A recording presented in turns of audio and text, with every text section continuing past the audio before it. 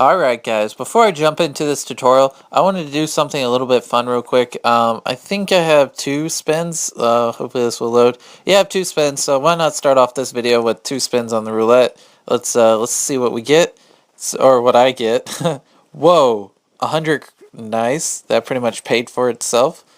And then let's see what we get on the second one. 25. So, yeah, I got those spins from the daily quest, as you'll see right there. So I just pretty much got 125 gems for free. Or not gems, crystals. But anyways, on to the tutorial. This is a beginner's tutorial to try to help out some of you guys. How's it going, guys? I'm going to be making a beginner's tutorial, or kind of beginner's tips video on MageCraft because it's a relatively new game and I have not seen one out there. Decided I'd make one, why not? And just let me go ahead and say I've actually never recorded a video like this with my phone, so if I sound kind of quiet, it's my fault. I'm trying to talk as closely to my mic as I can, which actually makes it awkward to play the game with the phone like 2 inches from my mouth. But anyways, I'll try to speak clearly so you can hear me. And yeah, we'll get into this. So one of the first things I wanted to mention, because if you're watching this, you're probably new to this game, which by the way, if you've been playing this game for a decent amount of time, you probably know everything I'm going to mention in this video. This is pretty much just for beginners. I just wanted to go ahead and get that out of the way. I'll show you my rank real quick. Let me switch over to, or not growth, I meant to click total influence. So you can see my rank real quick. I am 30, so to be 30 in the world, you have to know something about the game. And like I said, I apologize if I start to sound quiet. Never really made a video like this on my phone.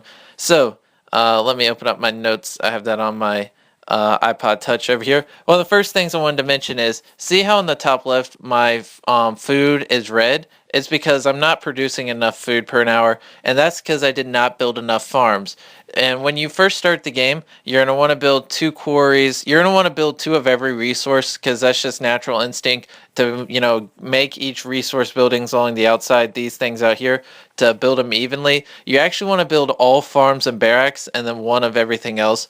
That's a mistake that I made, and I'm going to have to go through and I'm going to have to deconstruct all these buildings and replace them with farms, which is going to be a huge setback because see my upkeep from troops. So just keep this in mind when you're building your things around the outside of your castle, like your quarries, your barracks, and all those. You want to build majority farms and barracks, and then only build 1 of everything else. You need a lot of farms, or you're going to be negative like I am right here, and you're actually going to be losing food every hour, which is really going to get annoying because then you're going to have to deconstruct your lumber mills and stuff and turn them into farms. So that's the first thing I wanted to mention. And the next thing I wanted to talk about was quest rewards. This is something that used to frustrate me, call me an idiot, but you have quests up here and you get rewards. Sometimes when you complete a quest, it will say your reward is 5,000 food or 5,000 lumber, and I used to get so frustrated. I'd complete a quest and I wouldn't get anything, and I didn't realize that you actually had to go to your inventory. You click the chest at the bottom, go to inventory, go to resources, and when you get something like 5,000 food, you actually have to go to your inventory and apply it. I thought it put it straight into your resources at the top, and that used to frustrate me because I'd complete a quest and I'd be like, why didn't I get these resources? So that's another tip.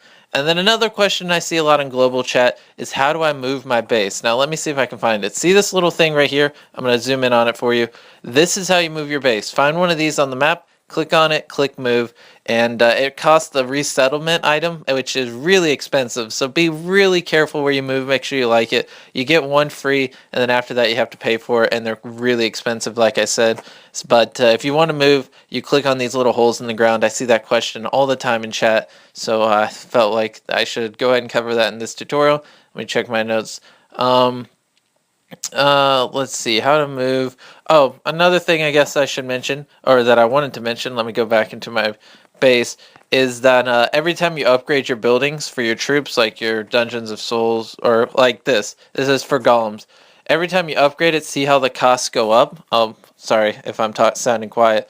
The cost goes up every time you upgrade a building, so try to train a lot of troops while your buildings are at low levels, or if you're having problems with resources, like your troops are costing so much that you can't keep recruiting them, then try not to upgrade these, because obviously every time you upgrade them, they go up by a significantly noticeable amount of resources. Like that's 100 more of everything, which when you train your units in bulk can make a huge difference. So that's something I wanted to mention. Every time you upgrade your troops, they do cost more to make. They don't take longer to train, but they cost more. So if you're having resource problems, there's something for you right there. And let's see, what's something else I wanted to mention? Oh, this is something, I don't know. I've seen a couple people ask about it. Like they're so worried about when their beginner protection pack or whatever. Whenever you first start playing, you have like a 3-day shield, no one can attack you, and that people like freak out whenever that ends. If you right over here is my keep. If you go to your keep and there's this secure, you can secure your troops in your keep, and as long as troops are in your keep, if someone attacks you, your troops won't die. But if you have all your troops in your keep and someone attacks you, they're pretty much just going to take your resources with no fight. But you don't have to worry about your troops dying. And if you're really low level, I'd especially recommend that for you. That way, when some big guy tries to bully you, they don't kill all your troops like it's nothing. And then you pretty much just quit the game because you don't have troops. Just give up your resources at the early levels. It's not too hard to get back. And make sure you always crypt right there. Always crypt your troops before you go to bed. Just always do it. It's really smart, and you'll thank me for that. You just want to always do it. And another thing that I recently had questions with that we figured out is, can you group attack? Like if let me go up to the world map. I can like reinforce this person with troops. I click reinforce. I can send them troops, and it was something I was just wondering. If someone else sent me troops, can I attack with his troops and my troops? And the question is yes, but you can only attack wonders. See how right here when you click on the wonder it says capture? If I click capture, I don't actually want to attack that. I can attack with my troops and someone else's. But wherever you see that capture button, you can use other people's troops. When I try to attack this person, there's no capture option. So pretty much you can attack other people. You cannot attack other castles with someone else's troops that are reinforced in your castle. You can only attack other people with your troops. That's something to keep in mind when you're playing defense. So there's no way like an entire alliance could all attack your castle from one attack. They could all separately, but hopefully you kind of understand what I was saying there. I don't know. That was just something I was wondering about. And I think there was one more thing I wanted to mention. Oh, yeah. This is one last thing that I wanted to cover since this is beginner's tutorial and I see it in chat a lot. These wild marches, when you capture them, your troops actually sit in them. It's not like the asylums. They don't come back. And I see a lot of people asking, like, where did my troops go?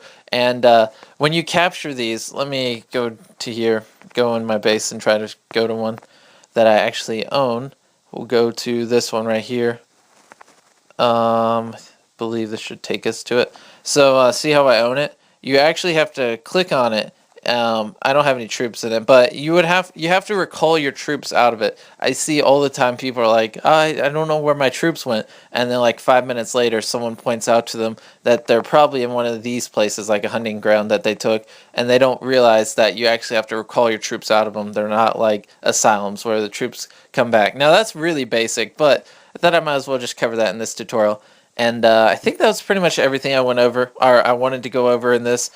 Pretty basic, just your standard stuff. I'll probably do a more advanced one later. And hopefully you guys learned something. Like I said, this is just for people that are really new to the game, and just a couple things that I wanted to throw out there. So hopefully you enjoyed, and let me know if you learned anything.